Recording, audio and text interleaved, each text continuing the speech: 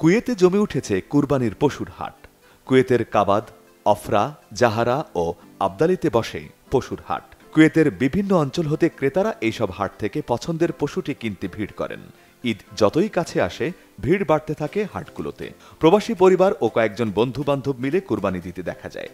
কুরবানির পশুর দাম ক্রেতাদের নাগালের মধ্যে রাখতে কুয়েতের ব্যবসায়ীরা বিভিন্ন দেশ থেকে উট, দুম্বা, গরু সহ বিভিন্ন কোরবানির পশু আমদানি করেছেন।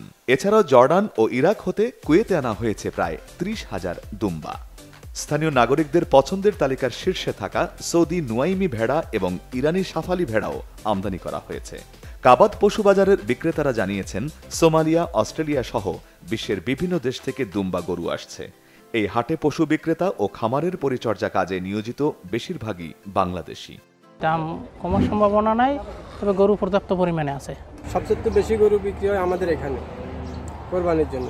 বেশিরভাগ আমাদের বাঙালি ভাইরাই কিনে। কোরবানির 2-1 দিন আগের থেকে বেচা শুরু করে। ক্রেতারা পছন্দের পশুটি কিনতে ভিড় জমাচ্ছেন কাবাদ অঞ্চলের পশু মার্কেটে। গতবারের চেয়ে এবারে গরুর দাম বেশি বলছেন প্রবাসী ক্রেতারা। এখানে প্রায় এখান থেকে কেনাকাটা করি। ওনারা আমার ফোন দিয়েছে যে ভাই আপনি যদি গরু নেন তাহলে একটু তাড়াতাড়ি আসেন, আগে কিনলে আপনার জন্য ভালো হবে। প্রকারভেদে গরু 350 দিনার থেকে শুরু করে 600 দিনারে বিক্রি হচ্ছে, আর দুম্বা ও ছাগল বিক্রি হচ্ছে 80 দিনার থেকে 200 দিনার পর্যন্ত।